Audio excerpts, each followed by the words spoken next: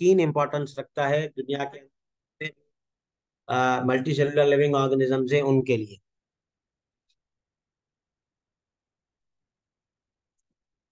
अब अगर हम ये देखें कि भाई फोटोसिंथेसिस के अमल करने के लिए प्लांट को किन चीजों की जरूरत होती है, तो याद रखें फोटोसिंथेसिस की जो है वो प्रोसेस को जो है वो परफॉर्म करने के लिए प्लांट्स को तीन चीजों की जो है वो बड़ी जरूरत होती है। एक होती है कार्बन डाइऑक्साइड, दूसरा होता है वाटर, और तीसरा होता है सनलाइट। ठीक है। लेकिन एक चौथी चीज भी है जो कि इम्पोर्टेंट होती है इसके अंदर, और वो होता है क्लोरोफिल। ठीक है, जो ग्रीन पिगमेंट है जिसके अंदर आपकी जो है वो फोटोसिंथेसिस का अमल हो रहा होता है प्लांट के अंदर, वो है क्लोरोफिल। लेकिन वो नेचुरली प्लांट्स के अंदर मौजूद होता है। ठीक है। वो प्लांट जैसा भी हो, ग्रीन प्लांट्स के अंदर जो है वो नेचुरली जो है वो आपको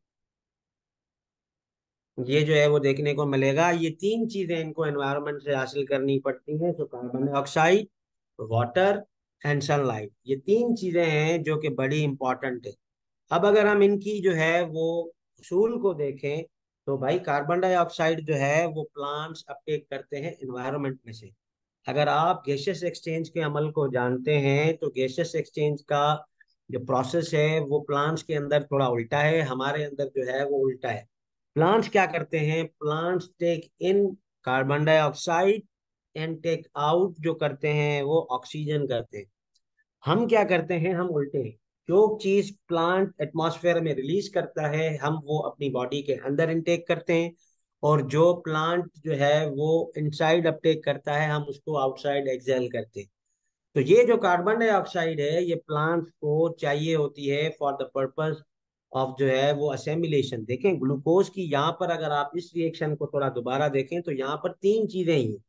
ये कार्बन डाइऑक्साइड है, ये वाटर है, और ये आपको सोलर एनर्जी मिल रही है। So there are the three requirements for the process of photosynthesis. Photosynthesis का प्रोसेस जो है उसको परफॉर्म करने के लिए प्लांट्स को तीन चीजों की जरूरत होती है, जिसके अंदर कार्बन डाइऑक्साइड आ जाती है, ये एटमॉस्फेयर से हासिल करता है। एटमॉस्फेयर में कहाँ से आती है, ठीक है, क्योंकि एटमॉस्फेयर में देखें इतनी ज्यादा जो है वो कार्बन डाइऑक्साइड नहीं है। ठीक है, 21% जो है वो ऑक्सीजन है, 78% जो है वो हमारी नाइट्रोजन है, तो बाकी ये पॉइंट कुछ बचते हैं, तो वो फिर दूसरी गैसेज हैं उसमें कार्बन डाइऑक्साइड भी जो है वो आती है। तो अब ये देखें, बाज़ औक़ात हम ये कहते हैं कि भाई गर्मी बढ़ गई है, ठीक है, हमारा माहौल जो है वो गर्म हो गया है, तो प्लांट्स लगाओ। तो भाई प्लांट्स क्या करेंगे, आखिरकार कभी आपने ये सोचा है कि भाई what will the plants do. Plants को अगर आप कल्टीवेट करते हैं तो प्लांट्स हमें दो फायदों के साथ जो है वो प्रोवाइड करते हैं, जो उनके वेरी बेसिक जो है वो बेनिफिट्स है। एक तो एटमॉस्फेयर के अंदर कार्बन डाइऑक्साइड अगर ज्यादा जमा होगी तो गर्मी बढ़ेगी। यही वजह है कि वो इलाके जहाँ पर इंडस्ट्रीज होती हैं, I have a message.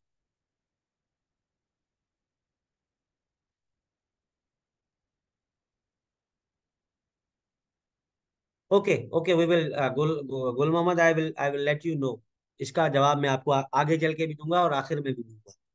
Don't worry. Thank you for the question. तो देखें क्या होता है कि भाई फोटोसिंथेसिस का जो अमल होता है उसके लिए प्लांट को चाहिए कार्बन डाइऑक्साइड। ठीक है।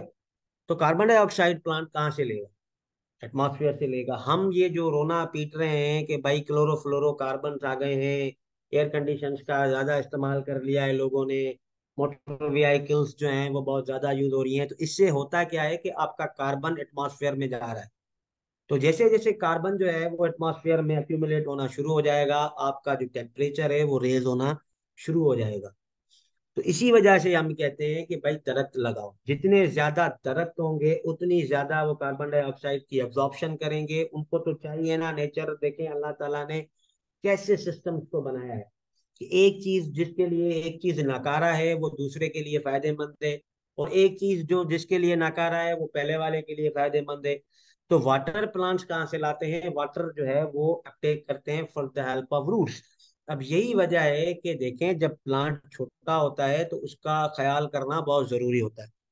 उसकी ये वजह है कि एक तो जब प्लांट छोटा होता है उसकी उसका जो रूट सिस्टम है वो इतना डेवलप्ड नहीं होता, इसीलिए हमने बार बार उसको जो है वो डेली बेसिस पे पानी देना होता है। ठीक है, आप अगर कोई दरख्त भी लगाते हैं तो उसकी बड़ी केयर करनी पड़ती है, जब आप बच्चे की तरह इसको बड़ा करना पड़ता है, और जब एक दफा वो बढ़ बढ़ गया तो फिर आपको वो कुछ नहीं कहता। या कभी ऐसे आपको किसी ने टमाटर गुजरते हुए जो है वो किसी पेड़ ने चमाट मार दी हो कि भाई खाना तो भूख लगी, नो, दे आर ऑटोट्रॉफ्स, वो डिपेंड नहीं करते। एक तो उनके अंदर जो नंबर ऑफ लीव्स होते हैं वो कम होते हैं, जब प्लांट छोटा होता है तो वो अपनी बॉडी के हिसाब से फोटोसिंथेसिस का अमल सही नहीं कर पाता, उसको इतनी जो है वो एनर्जी जो है वो नहीं मिलती जितनी रिक्वायर्ड है। तो फिर हम क्या करते हैं, उनको जो है वो देते हैं। अब ये याद रखें कि हम जो न्यूट्रिएंट्स प्लांट्स को देते हैं वो न्यूट्रिएंट्स उनके मेटाबॉलिक एक्टिविटीज को बेहतर करने के लिए, उनके टिश्यूज को जो है वो जिंदा रखने के लिए, या उनके अंदर जो चीजें हैं उनको सही करने के लिए देते हैं, वो खाना नहीं है। ठीक है, वो खाना तब होगा जब उनके अलावा, देखें हम किसी चलते फिरते दरख्त को तो फर्टिलाइजर नहीं देते, तो क्या वो फिर मर जाता है? तो दिस इज द डिफरेंस, पहले आपको पढ़ाया ये जाता है। हमारा मसला ये है कि जब हम बच्चे होते हैं तो हमें स्कूल में एक चीज पढ़ाई जाती है जो हम आसानी से याद कर सके, लेकिन फिर हम जब बड़े हो जाते हैं तो यूनिवर्सिटीज में आके फिर वो टीचर कहता है नहीं बेटा ऐसे नहीं होता, ये आपको गलत पढ़ाया गया है। सेम इज द केस है कि भाई कार्बन डाइऑक्साइड जो है वो प्लांट्स ऑब्टेन करेंगे from the atmosphere, water absorb करेंगे फ्रॉम द सॉइल, और सनलाइट उनको जो है वो सन से प्रोवाइड की जाती है, जो कि एक अल्टरनेटिव जो है वो सोर्स है।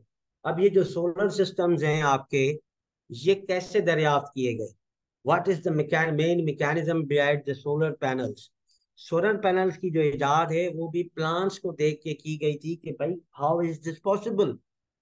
वो सूरज की रोशनी आपके पैनल पे गिरती है, वो पैनल उसको कन्वर्ट करके उसके अंदर कुछ ऐसे मटेरियल्स यूज किए गए हैं जो क्या करते हैं, लाइट एनर्जी को कन्वर्ट करते हैं इन the form of electrical energy. Plant के अंदर थोड़ा सिस्टम चेंज है, प्लांट क्या करता है, लाइट एनर्जी को कन्वर्ट करता है in the form of chemical energy, और उस केमिकल एनर्जी को फिर आगे चल के यूटिलाइज करता है अपनी बॉडी के अंदर मुख्तलिफ चीजों को बनाने में। याद रखें, जब बॉन्ड बनाया जाता है या बनता है तो एनर्जी जो है वो रिक्वायर्ड होती है, यानी कि वो एंडोथर्मिक रिएक्शन होता है। जब बॉन्ड बनेगा वो use to provide energy to assimilate the two things, लेकिन जब बॉन्ड टूटेगा तो फिर एक्सोथर्मिक रिएक्शन होता है, और उसमें से जो है वो जो बॉन्ड बनाने में जो एनर्जी हमें लगी थी वो फिर रिलीज होती है, and then that's why we call them as an exothermic reaction. तो देखें, ये बेसिक केमिस्ट्री और बायोलॉजी जब तक आप नहीं पढ़ेंगे, I am again and again telling you, मैं कोई 20-25 मरतबा बात बता चुका हूँ, अगर आपके बेसिक कॉन्सेप्ट वीक हैं, go and study the 9th class biology and chemistry. यही है कि किस तरीके से, अब देखें ना, ये केमिकल एनर्जी प्लांट को क्यों चाहिए, क्यों इसको सनलाइट चाहिए? हम एग्जाम्पल ले लेते हैं कि भाई यहाँ पर तो देखें कुछ भी नहीं है ना, यहाँ पर तो ग्लूकोज है, ये 6 मॉलिक्यूल कार्बन के यहाँ पर भी है, यहाँ पर भी है, 12 मॉलिक्यूल हाइड्रोजन के, 6 यहाँ से जो है वो 6 दूनी 12, 12 यहाँ पर आ गए, 6 ऑक्सीजन के हैं तो 6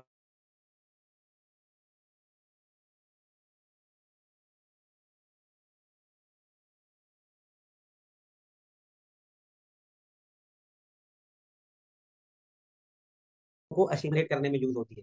तो this is how the things work. अब फोटोसिंथेसिस के अमल के लिए कुछ चीजें बहुत जरूरी होती हैं जिनको डिस्कस करना बहुत जरूरी है। सबसे पहले आ जाता है क्लोरोप्लास्ट। ठीक है, क्लोरोप्लास्ट जो है वो ग्रीन कलर के जो है वो पिगमेंट्स हैं, ठीक है, जो कि प्लांट्स के अंदर मौजूद होते हैं। Basically chloroplast are the type of the plastids. ठीक है, प्लास्टिड्स अगर आपने 9th क्लास में सेल वाला चैप्टर पढ़ा हो, 3 टाइप के होते हैं। क्लोरोप्लास्ट जो कि प्लांट्स को ग्रीन कलर देते हैं, then there comes the chromoplast जो कि सारे कलर देते हैं प्लांट्स को एक्सेप्ट ग्रीन एंड वाइट। ये प्लांट के जो है वो कलरफुल जो है वो चीजों में होते हैं। क्लोरोप्लास्ट जनरली आपके जो है वो ग्रीन कलर वाले जो है वो हिस्सों में होते हैं। And then the third one is the leucoplast, जिसको हम कहते हैं कि भाई व्हाइट कलर देते हैं, और ये जनरली प्लांट की रूट्स में अवेलेबल होते हैं। तो क्लोरोप्लास्ट जो है वो जगह हैं जिनको अल्लाह ताला ने ये सलाहियत दी है कि भाई ये क्या करते हैं, लाइट एनर्जी को ट्रैप करते हैं। और इन क्लोरोप्लास्ट के अंदर जो है वो एक पिगमेंट होता है, एक मटेरियल होता है, एक दानेनुमा जो है वो चीज होती है जिसको हम कहते हैं क्लोरोफिल। और वो क्लोरोफिल क्या करता है, वो क्लोरोफिल जो है वो कैप्चर करता है लाइट एनर्जी को, एंड देन उसको कन्वर्ट करता है इनटू द केमिकल फॉर्म। ठीक है, और वो जो केमिकल एनर्जी है वो यूज होती है आपके मुख्तलिफ कंपाउंड्स को असेम्बलेट करने में। तो याद रखें, क्लोरोप्लास्ट जो है अगर वो नहीं होंगे तो आपकी फोटोसिंथेसिस नहीं होगी। उसके बाद जो दूसरी चीज है वो होती है लाइट की एब्जॉर्प्शन। लाइट जो सन से आ रही होती है वो क्या होता है कि पहले तो आप ये बात याद रखें कि भाई लाइट के अंदर 7 कलर होते हैं। वो जो प्रिज्म वाला एक्सपेरिमेंट आपको फर्स्ट ईयर इंटर में दिखाया गया था कि बैंड ऑफ लाइट होता है और वो 7 कलर्स का ऊपर मुश्तमिल होता है। तो क्लोरोफिल के ऊपर जो सूरज की रोशनी गिरती है उसमें से वो क्या करता है, वो ब्लू एंड रेड कलर की जो लाइट होती है उसको एब्जॉर्ब कर लेता है और उसको फिर कन्वर्ट करता है केमिकल एनर्जी में। अब ये याद रखें कि भाई क्लोरोफिल ए क्या करता है, क्लोरोफिल बी क्या करता है, दिस इज अनदर थिंग। लेकिन पौधे के जो पत्तों के ऊपर या उसके जो फोलिएज वाले पार्ट्स होते हैं उनके ऊपर जो लाइट गिरती है उसका एक स्पेक्ट्रम होता है जिसके 7 कलर्स होते हैं। ठीक है। जैसे वो एंडलेट बन जाती है, आपका जो रेनबो होता है वही 7 कलर होते हैं लाइट के। तो ये प्रिज्म वाला एक्सपेरिमेंट जनरली करके दिखाया गया होता है कि एक तरफ से आप लाइट को जो है वो क्रॉस करवाते हैं, अगली तरफ से आपको 7 मुख्तलिफ जो है वो रोशनियों में जो है वो लाइट नजर आती है। सो this is the how the spectrum या बैंड ऑफ लाइट किस तरीके से करता है। तो क्लोरोफिल जो है वो रोशनी जितनी भी उसके ऊपर पड़ती है उसमें से सिर्फ दो जो जो है ना वो स्पेक्ट्रम हैं, यानी कि 2 कलर की जो लाइट होती है उसको एब्जॉर्ब करता है, रेड एंड ब्लू। ठीक है, जो इलेक्ट्रोमैग्नेटिक स्पेक्ट्रम होता है उनको फिर कन्वर्ट करता है फॉर द फर्दर प्रोसेस। अब अगर हम फोटोसिंथेसिस के अमल को जो है वो इन डेप्थ देखें तो भाई फोटोसिंथेसिस का अमल जो है वो 2 रिएक्शंस के ऊपर मुश्तमिल होता है। ठीक है, 2 रिएक्शंस के ऊपर जो है ये मुश्तमिल होता है। एक को कहते हैं लाइट डिपेंडेंट रिएक्शंस, यानी कि लाइट रिएक्शंस जो कि दिन के टाइम होते हैं, और दूसरे होते हैं डार्क रिएक्शंस जो कि रात के टाइम होते हैं। अब यहाँ पर एक क्वेश्चन अराइज होता है कि सर आप तो कह रहे हैं कि भाई सनलाइट का होना बहुत जरूरी है, सनलाइट का होना बहुत जरूरी है। तो सनलाइट तो सन के टाइम होती है, दिन के टाइम होती है, जैसे मगरिब आती है जो है वो सूरज ढल जाता है, गुरूब हो जाता है, उसके बाद तो रात हो जाती है। तो ये फिर प्लांट रात में क्या करते हैं? तो there are the 2 reactions in particular, 2 reactions होते हैं।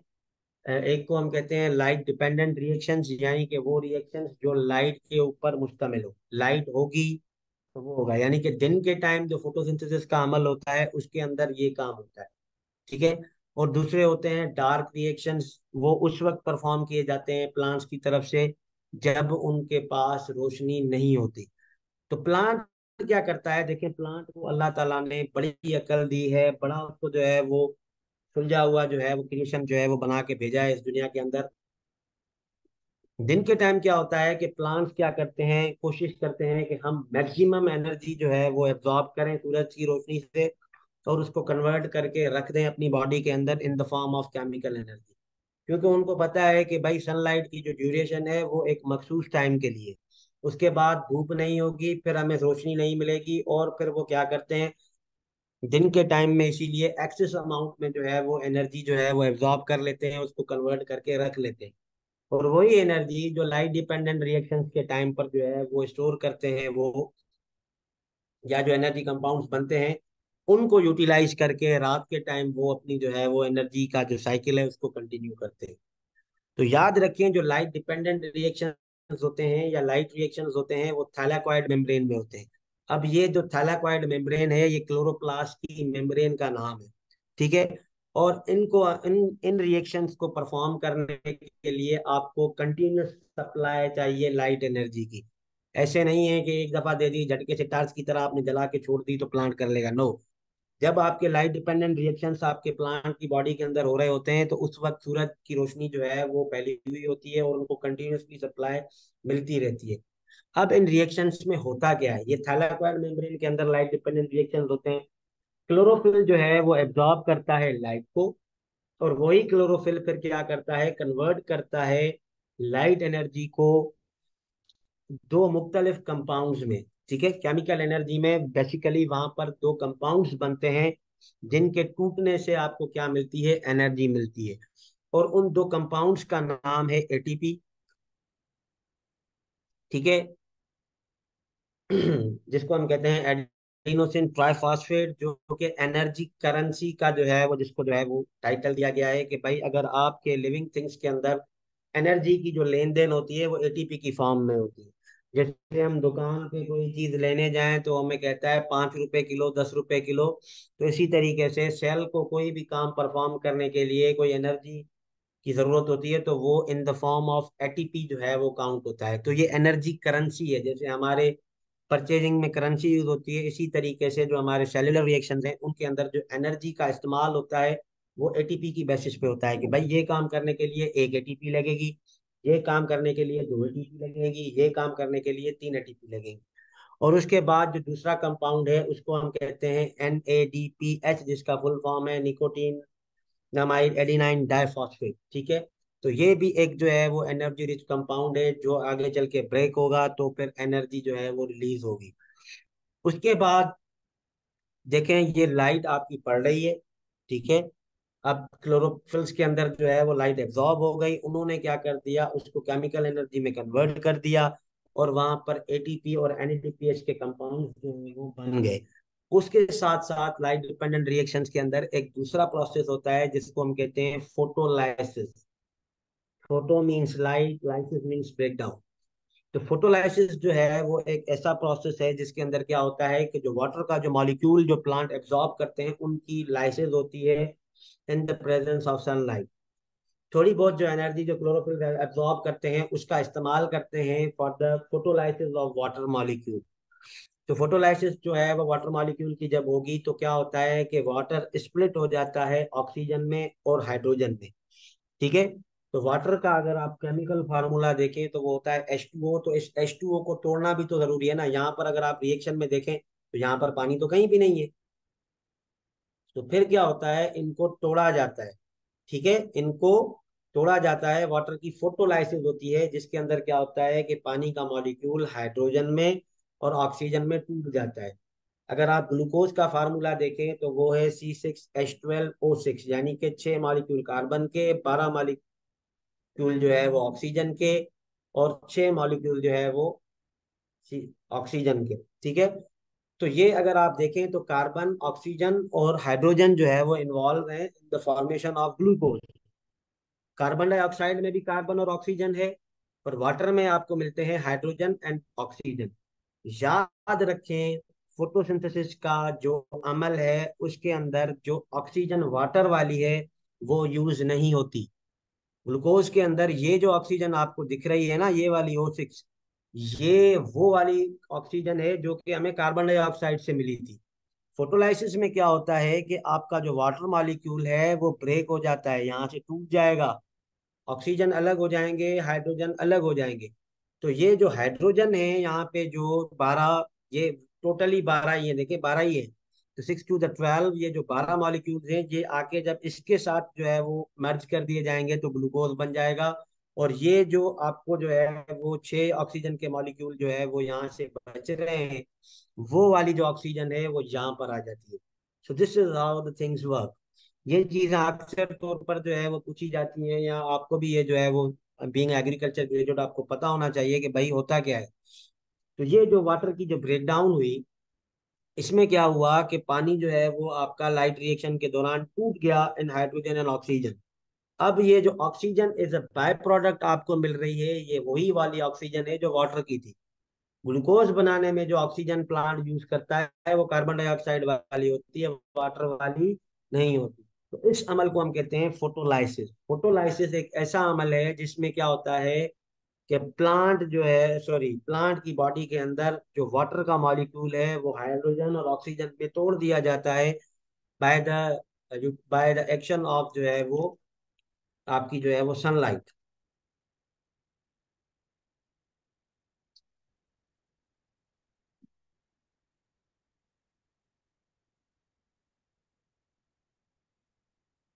उसके बाद जो दूसरी टाइप के रिएक्शन है उसको हम कहते हैं डार्क रिएक्शंस या फिर कैल्विन साइकिल।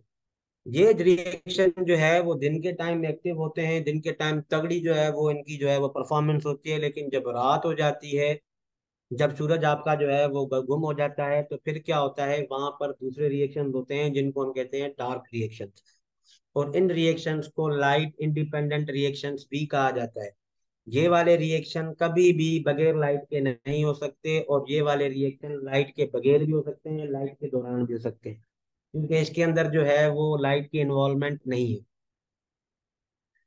अब ये जो रिएक्शन है ये स्ट्रोमा के अंदर होते हैं, याद रखें, वो थैलाकॉइड में हो रहे थे light dependent reaction, thylakoid membrane में, और ये स्ट्रोमा के अंदर होते हैं, और इनके लिए लाइट की रिक्वायरमेंट नहीं है।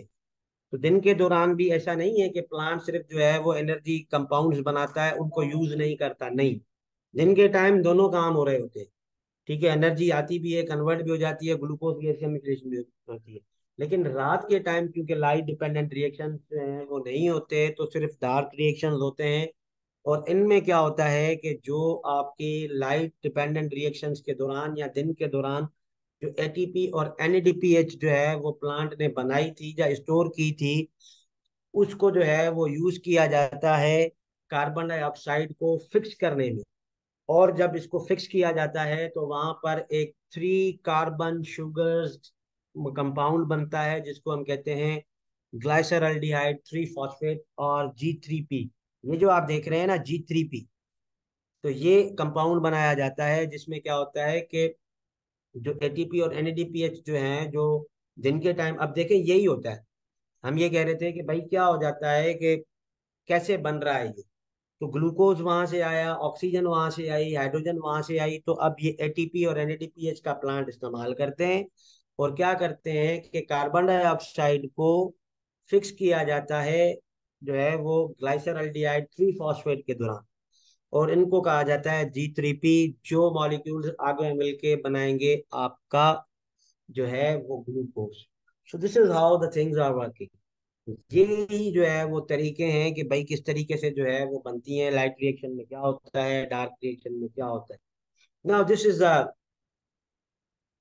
इज जो है ना वो जो है ना द प्रोसेस है। अब ये देखें, ये दो कंपोनेंट्स हैं, ये स्ट्रोमा के अंदर है, ये थैलाकॉइड है, ठीक है। थैलाकॉइड के अंदर जनरली लाइट रिएक्शन होते हैं, और स्ट्रोमा के अंदर जो है वो जनरली आपके जो है वो डार्क रिएक्शन होते हैं। देखिए ये जो है वो इसकी जो है वो क्लोरोफिल, सॉरी क्लोरोप्लास्ट है, ये इसकी दो मेम्ब्रेन्स है, ये इनर मेम्ब्रेन है, ये आउटर मेम्ब्रेन है, ठीक है। अब ये देखें क्या हो रहा है कि भाई यहाँ पर वाटर आया, और यहाँ से देखें ऑक्सीजन निकल गई।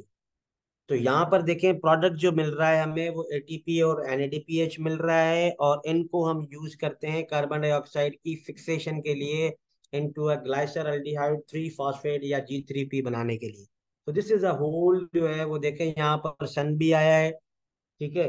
तो अब ये क्या हो जाता है कि ये जब टूटेगा तो फिर क्या होगा, एडीपी, फास्फोरस और एनएडीपी जो है वो फिर इसको भी जो है वो मिल जाते हैं। सो this is a reaction cycle है। और साइकिल याद रखें, साइकिल जहाँ से शुरू हुआ था वहीं पर ही खत्म होगा। तो in this way the photosynthesis का जो प्रोसेस है वो हमारे प्लांट्स के जो है वो सिस्टम्स के अंदर जो है वो हो रहा होता है। अगर हम बात करें ओवरऑल, इसको समराइज करें, तो क्या होता है कि भाई लाइट डिपेंडेंट रिएक्शंस के दौरान लाइट एनर्जी को कैप्चर किया जाता है और उसको स्टोर किया जाता है टेम्पोररली, आर्जी तौर पर, केमिकल फॉर्म्स में, इन द फॉर्म ऑफ एटीपी और एनएडीपीएच, ठीक है। उसके बाद क्या होता है, एटीपी जो है वो टूटती है, उसमें से जो है वो एनर्जी रिलीज होती है। और एनएडीपीएच जो है वो क्या करता है, अपने इलेक्ट्रॉन्स जो है वो डोनेट करता है, जिसमें क्या होता है कार्बन डाइऑक्साइड के जो मॉलिक्यूल्स हैं उनको कन्वर्ट किया जाता है इनटू द शुगर्स। तो देखें एटीपी और एनएडीपीएच का क्या काम है, यही काम है। In the end the energy that started out as light winds up trapped with the bonds of the sugars, ठीक है। जो कि एनर्जी, लाइट एनर्जी से प्लांट को मिली थी, वो ट्रैप की गई, और उसको जो है वो शुगर के मुख्तलिफ बॉन्ड्स बनाने के दौरान जो है वो का इस्तेमाल में लाया गया। So this is the whole जो है वो जो प्रोसेस ऑफ फोटोसिंथेसिस के, भाई कैसे होता है, क्यों इसके अंदर जो है वो इस तरीके की जो है वो चीजें होती हैं, होता क्या है वहां पर। अब देखें, फोटोसिंथेसिस की बुनियाद पर प्लांट्स को वेरियस कैटेगरीज के अंदर जो है वो क्लासिफाई किया गया है। इसमें C3 प्लांट्स होते हैं, C4 प्लांट्स होते हैं, और कैम के प्लांट्स होते हैं। अब हम थोड़ी बहुत जो है वो कोशिश करेंगे कि भाई इनको जो है वो देखा जाए कि इसमें क्या फर्क है। तो जो C3 प्लांट्स होते हैं वो C3 फोटोसिंथेटिक पाथवे को जो है वो यूज करते हैं, जो कि हम अभी पीछे पढ़ के आए हैं, जो कि एक टिपिकल और पुराना फॉर्म है फोटोसिंथेसिस का प्लांट्स के अंदर। तो द C3 प्लांट्स, अब C3 का मतलब है कार्बन 3। यहाँ पर आप देखें तो मैंने आपको यहाँ पर बताया है कि भाई 3 कार्बन जो है वो शुगर मॉलिक्यूल बन रहा है, ये 3 कार्बन शुगर का मॉलिक्यूल। तो C3 का मतलब है कार्बन 3। तो ये जो प्लांट्स हैं उनके अंदर जो है वो वही वाली फोटोसिंथेसिस होती है जो हम पीछे पढ़ के आए हैं, जिसके अंदर केल्विन साइकिल के दौरान 3 कार्बन शुगर मॉलिक्यूल बनता है, जिसको हम कहते हैं G3P या ग्लाइसर ठीक है, फॉस्फेट, सॉरी, ग्लाइसर 3 फॉस्फेट। तो C3 का मतलब है कार्बन 3। अब ये जो कार्बन 3 प्लांट्स हैं, ये उन प्लांट्स को कहा जाता है जो कैल्विन साइकिल के दौरान कार्बन को जो फिक्स करेंगे वो 3 कार्बन शुगर कंपाउंड्स में करेंगे, इसीलिए इनका नाम है C3। तो फोटोसिंथेटिक पाथवे की अगर आप इनकी बात करते हैं तो ये उसी पुराने मोड ऑफ फोटोसिंथेसिस के अमल को जो है वो बरकरार रखते हैं, और उसी के दौरान जो है ये अपना जो है वो एनर्जी वगैरह का जो है वो प्रोडक्शन करते हैं। बात करें अगर स्टोमेटा की ओपनिंग की, तो जो थ्री प्लांट्स हैं उनके जो स्टोमेटा होते हैं वो दिन के दौरान खुले हुए होते हैं, जिससे क्या होता है कि आपकी जो कार्बन डाइऑक्साइड है वो इंटर होती है, और उसको जो है, जिसका नाम है रुबिस्को, ठीक है। ये रुबिस्को जो एंजाइम है, इसका बड़ा रोल है आपकी जो है वो कार्बन फिक्सेशन में इनटू 3 कार्बन शुगर कंपाउंड, ठीक है। ये कंपाउंड क्या करता है, सॉरी, ये एंजाइम क्या करता है, रुबिस्को बेसिकली क्या करता है, 3 कार्बन कंपाउंड बनाने में हेल्प करता है during the initial carbon fixation stage. तो ये देखें, इनके जो है वो स्टोमेटा पूरे दिन खुले हुए होते हैं, और ये क्या करते हैं, जब इनके स्टोमेटा खुले हुए होते हैं तो एटमॉस्फेयर से कार्बन डाइऑक्साइड जो है वो इनके जरिए इन होती है लीव्स के अंदर, और फिर इसकी जो अंदर आने वाली कार्बन डाइऑक्साइड हो उसको एक एंजाइम क्या करता है, फिक्स करता है इनको जो 3 कार्बन कंपाउंड, जिसका नाम है रुबिस्को। ठीक है, इस रुबिस्को का नाम याद रखें। रुबिस्को का काम ये है कि फोटोसिंथेसिस के दौरान जो कार्बन कंपाउंड्स की जो फिक्सेशन होती है उसमें ये हेल्प करता है। अब इनके अंदर जो डार्क रिएक्शन है वो वही है कि भाई तो कार्बन फिक्सेशन इनकी भी जो है वो सी प्लांट्स के अंदर जो है वो कैल्विन साइकिल के अंदर होती है, और ये जो हम पीछे जो है वो पढ़ के आए हैं। एफिशिएंसी की अगर हम बात करें कि भाई क्या इनके इनके और उनके बीच में क्या फर्क है, तो जो C3 प्लांट्स की जो एफिशिएंसी है वो लेस एफिशिएंट होते हैं, ठीक है। फोटोसिंथेसिस के दौरान इनकी एफिशिएंसी जो है वो कम पड़ जाती है जब इनको एक्सपोज किया जाए हाई टेम्परेचर पे या एरिड कंडीशन पे, ठीक है। क्योंकि इनके स्टोमेटा जो है वो ओपन होते हैं, और स्टोमेटा सिर्फ गैसियस इनटेक के लिए काम नहीं होते, ट्रांसपिरेशन के लिए भी काम होता है। तो इनकी जो फोटोसिंथेटिक एफिशिएंसी है वो C4 प्लांट से कम होती है, क्योंकि जब हाई टेम्परेचर में इनको रखा जाए या एरिड एनवायरमेंट्स में अगर इनको जो है वो एक्सपोज किया जाए, तो बहुत सारा जो पानी होता है वो ये लॉस कर देते हैं, क्योंकि इनके स्टोमेटा खुले होते हैं और इनके अंदर जो रेट ऑफ ट्रांसपायरेशन है वो बहुत ज्यादा जो है वो हाई होता है। एग्जाम्पल की बात करें तो भाई बहुत सारे प्लांट्स जैसे वीट हो गया, राइस हो गया, सोयाबीन हो गया, बहुत सारे ट्रीज जो हम आपको देखने को मिलते हैं, वो सारे के सारे जो है वो C3 प्लांट्स है। इसके बाद जो दूसरी टाइप आ जाती है उसको हम कहते हैं C4 प्लांट, ठीक है। अब ये जो C4 प्लांट्स है, इसका मतलब ये है कि 4 कार्बन शुगर कंपाउंड, वहां पर 3 था तो 3 ये बता रहा था कि भाई ऐसा कंपाउंड है जिसके अंदर 3 कार्बन है, और यहाँ पर अगर 4 है तो यहाँ पर ऐसा कंपाउंड बनेगा जिसका जिसके अंदर 4 कार्बन होंगे, ठीक है। तो C4 प्लांट्स के अंदर जो फोटोसिंथेटिक पाथवे है वो जो ट्रेडिशनल जो हमने पढ़ा है या जो अरसा दराज से सालों साल जो है वो आ रहा था उससे थोड़ा हटकर है, और ये इसी वजह से हटकर है क्योंकि ये एक अडेप्टेशन है C4 प्लांट्स की, ताकि ये हॉट एंड ड्राई कंडीशंस को विथस्टैंड कर सकें। तो C4 प्लांट्स के अंदर जो है स्टोमेटा जो है वो partially close their stomata during the day. ये क्या करते हैं, ये अपनी स्टोमेटा को दिन के टाइम पर आधा बंद कर लेते हैं, ताकि जो है वो पानी का जो लॉस है ट्रांसपायरेशन से कम, क्योंकि इनकी जो ये जो चीजें हैं वो पार्शली जो है वो ओपन होती हैं, पार्शली क्लोज होती हैं, तो पानी का जो लॉस है वो नहीं होता, लेकिन कार्बन डाइऑक्साइड अभी भी जो है वो इनके अंदर आ रही होती है। C4 प्लांट्स के अंदर जो इनिशियल कार्बन फिक्सेशन होती है वो मेसोफिल सेल्स के अंदर होती है, ठीक है, जहां पर क्या होता है कि फोर कंपाउंड बनता है जिसको हम कहते हैं ऑक्सिलो एसीटेट।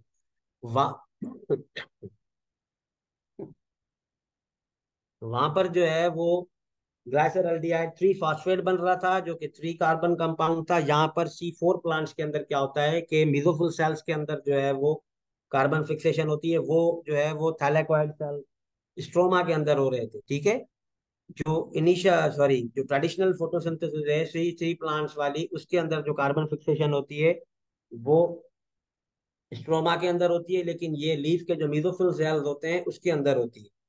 तो पहले क्या होता है वहां पर देखें, कैल्विन साइकिल के अंदर आके जो है वो आपकी सी कार्बन फिक्सेशन हो रही थी, लेकिन ये बड़े जो है वो टिपिकल किस्म के प्लांट्स हैं जिनके अंदर जो कार्बन की फिक्सेशन होती है वो कैल्विन साइकिल से पहले होती है। तो इनके अंदर जो कार्बन की फिक्सेशन होती है वो मेसोफिल सेल्स के अंदर होती है, जहां पर क्या होता है कि कार्बन डाइऑक्साइड को फिक्स किया जाता है 4 कार्बन कंपाउंड में जिसका नाम है ऑक्सिलो एसीटेट। ठीक है, अब ये फिर जब ये बन जाता है अमीनोफिल सेल्स के अंदर, तो फिर इस कंपाउंड को ट्रांसपोर्ट किया जाता है बंडल शीट सेल्स के अंदर, जो कि वो वेयर इट इज डीकार्बोजाइलेटेड। जहां पर ये क्या होता है कि डीकार्बोजाइलेट होते हैं, यानी कि इनके अंदर से एक कार्बन जो है वो खत्म हो जाती है, और फिर अगेन इनके अंदर जो है वो 3 कार्बन कंपाउंड रह जाते हैं जो कि अगेन कैल्विन साइकिल में यूज किए जाएंगे। तो C4 प्लांट्स के अंदर जो कैल्विन साइकिल है, जैसे वहां पर स्ट्रोमा के अंदर हो रहा था, तो C4 प्लांट्स के अंदर जो कैल्विन साइकिल है वो बंडल शीट सेल्स के अंदर होता है, क्योंकि ये जो ऑक्सिलो एसीटेट है इसको ट्रांसपोर्ट किया जाता है बंडल शीट सेल्स के अंदर, जहां पर क्या होता है कि ये डीकार्बोजाइलेट होता है, यानी कि एक जो है वो इसके अंदर से कार्बन रिलीज की जाती है, और फिर वहां पर जो है वो कैल्विन साइकिल शुरू हो जाता है। बंडल शीट सेल्स जो होते हैं, sorry they are generally more जो है वो प्रोटेक्टेड, या फिर मोर जो है वो जो है ना वो क्या कहते हैं safe from higher temperature and excessive light as compare to others. अगर हम इनकी एफिशिएंसी की बात करें तो भाई C4 प्लांट्स की जो एफिशिएंसी है हाई टेम्परेचर और एरिड एनवायरनमेंट्स में वो C3 प्लांट से बहुत ज्यादा है, क्योंकि इनके अंदर वाटर सेविंग बहुत ज्यादा होती है, इनके स्टोमेटास जो है वो पार्शली क्लोज्ड होते हैं। ठीक है, और इनकी जो फोटोसिंथेटिक एफिशिएंसी है वो C3 प्लांट्स के अंदर जो है से कंपैरेबली जो है वो ज्यादा होती है। अगर आप जो है वो C4 प्लांट्स के अंदर जो है वो बात करें, तो इसके अंदर जो आपकी ग्रास स्पीशीज हैं वो सारी की सारी हैं, मेज इसके अंदर आ जाता है और शुगर केन इसके अंदर आ जाता है।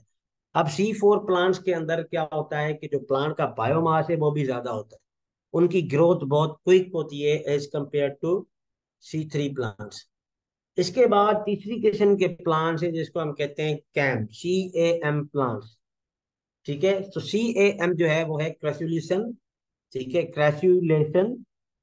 ठीक है, क्रैसुलेशन भी बोला जाता है इसको, क्रैसुलेशन एसिड मेटाबॉलिज्म। कैम का मतलब ये है, क्रैसुलेशन एसिड मेटाबॉलिज्म। और कैम प्लांट्स जो है वो एक स्पेशल ग्रुप ऑफ प्लांट्स हैं जिसके अंदर फोटोसिंथेटिक जो पाथवे है वो कंप्लीटली डिफरेंट है, C3 प्लांट से भी C4 प्लांट्स में भी। और ये जो है वो उन प्लांट्स का कैरेक्टर है जो कि होते ही डेजर्ट इन्वायरमेंट्स में है या बहुत खुश्क साली वाली जो है वो जगहों पर होते हैं, जिससे जो है वो इनके अंदर वाटर की जो है वो सेविंग की जाए। क्योंकि देखें, जब आप C3 प्लांट्स को देखेंगे तो उनके स्टोमेटा ओपन होते हैं, अगर वो स्टोमेटा उनके ओपन नहीं होंगे तो कार्बन डाइऑक्साइड अंदर नहीं आएगी। तो उनके लिए लाजमी है कि वो अपने स्टोमेटास को ओपन रखें, उनके पास ये पार्शली ओपन पार्शली क्लोज्ड वाला मैकेनिज्म नहीं है। C4 प्लांट्स को जब आप देखेंगे तो उनके पास जो है वो एक ऐसा मैकेनिज्म है जो कि बड़ा खतरनाक है। वो क्या करते हैं, वो दिन के टाइम अपने स्टोमेटास को इतना खोलते हैं जिसमें से सिर्फ कार्बन डाइऑक्साइड आ जाए, और आपकी जो सॉरी वाटर का जो लॉस है वो ना हो।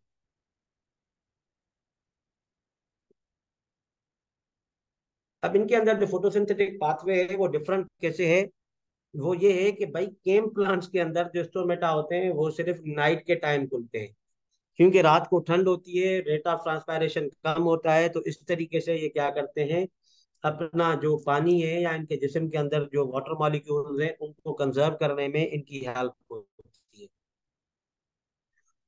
कैम प्लांट्स के अंदर जो स्टोमेटा होते हैं वो रात के टाइम खुलते हैं, जो कि बिल्कुल उलट है C3 एंड C4 प्लांट्स के। ठीक है, जो कि दिन के अंदर अपने स्टोमेटा खोल के रखते हैं। अब ये क्या करते हैं कि भाई this allows CAM plants to take in carbon dioxide during the cooler and more humid. अब ये क्या करते हैं, ये वो प्लांट्स हैं जो रात के टाइम भी कार्बन डाइऑक्साइड ही अपटेक करते हैं। जैसे अभी गुल मोहम्मद का क्वेश्चन, प्लांट देखें दिन के टाइम उल्टा है, कार्बन डाइऑक्साइड इनहेल करता है, एक्सहेल करता है ऑक्सीजन। रात के टाइम प्लांट जो है फिर अगेन उल्टा हो जाता है, वो बिल्कुल हमारी तरह परफॉर्म करना जो है वो शुरू कर देता है, जिसमें क्या करता है कि दिन के टाइम सॉरी इनटेक करता है ऑक्सीजन और ऑक्सहेल करता है कार्बन डाइऑक्साइड, जो कि हमारा फीचर है। अब यही वजह है कि ये जो पुराने लोग हैं या ये जो हमारे बुजुर्ग हैं वो ये कहते हैं कि भाई रात के टाइम जो है वो किसी हरे घने दरख्त के नीचे चारपाई लगा के नहीं सोना चाहिए, वहां पर भूत आ जाता है। तो ये भूत भूत नहीं आता, ठीक है ना। वो आपको मिसालें देंगे, आपकी सांस फूलने लगेगी, आपको ये होगा, आपको घुटन सी महसूस होगी, ये साए के असरात हैं। ऐसा कुछ भी नहीं होता, क्योंकि जब आप एक पेड़ के नीचे जाके सो जाएंगे तो वो पेड़ खुद कार्बन डाइऑक्साइड निकाल रहा है, और कार्बन डाइऑक्साइड तो आप इनहेल नहीं कर सकते। तो वो जो दिन के टाइम ठंडा है ना दरख्त, वो रात के टाइम उल्टा हो जाता है। ये भूतनी वूतनी वाला चक्कर कोई भी नहीं है, ये सारी सुपरस्टिशन से कही हुई बातें हैं।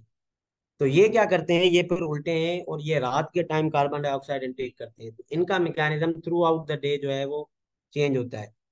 अब अगर इनकी हम बात करें तो ये भी क्या करते हैं,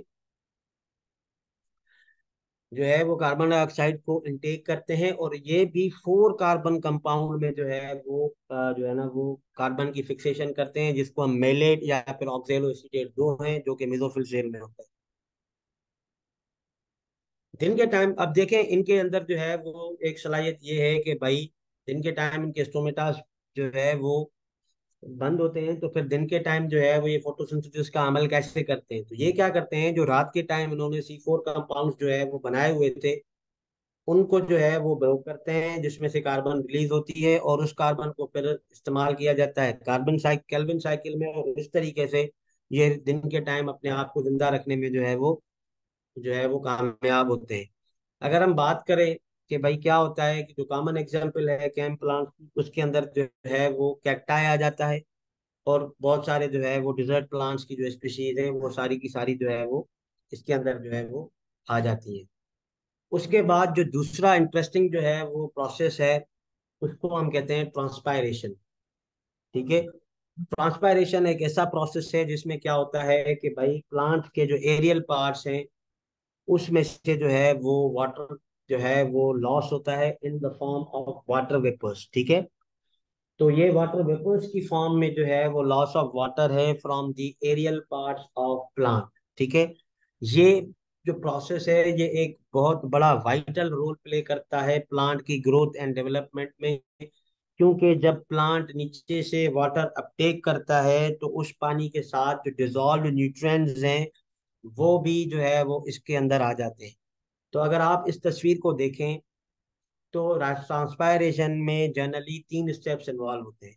सबसे पहले प्लांट क्या करता है, रूट्स की मदद से पानी को एब्जॉर्ब करता है, तो अब इस पानी के अंदर न्यूट्रिएंट्स भी इसके साथ आ जाते हैं, तो पानी भी इस्तेमाल कर लेता है, न्यूट्रिएंट्स भी इस्तेमाल कर लेता है। उसके बाद ये पानी जो है वो प्लांट की बॉडी में ऊपर की तरफ जो है वो मूव करता है, और जितना भी उसका बायोमास है उसके अंदर जो है वो इसकी जो है वो डिस्ट्रीब्यूशन होती है। जितना पानी पौधे को इस्तेमाल करना था वो इस्तेमाल कर लेता है, बाकी जो बचा हुआ पानी है वो जो अनयूज्ड वाटर है उसके जो है वो वेपर्स बनते हैं, और प्लांट की लीफ के ऊपर जो स्टोमेटास हैं उसके ऊपर से जो है वो गुजर के वो जो है वो लॉस हो जाते हैं। तो this is a 3 step reaction. पहले में वाटर की इनटेक होती है या एब्जॉर्प्शन होती है, उसके बाद वाटर की जो है वो मूवमेंट होती है, जिसको हम ट्रांसलोकेशन भी कहते हैं, from roots towards the other parts of the plant. And then जो थर्ड एंड लास्ट वन है उसको कहा जाता है कि भाई जिसमें से जो है इसकी जो है वो एवापोरेशन होती है या लॉस होता है। तो प्रोसेस ऑफ ट्रांसपायरेशन की बात करें तो पहला जो प्रोसेस है वो वाटर अपटेक है। ट्रांसपायरेशन की शुरुआत जैसे मैंने अभी अभी आपको बताया कि भाई जब प्लांट्स की रूट्स जो हैं वो अपटेक करती हैं वाटर सॉइल से, तो वहां से ट्रांसपायरेशन जो है वो शुरू हो जाती है। अब इस पानी के अंदर जो है वो टिपिकली जो डिजॉल्व्ड मिनरल्स हैं, न्यूट्रिएंट्स हैं और दूसरे मटेरियल्स जो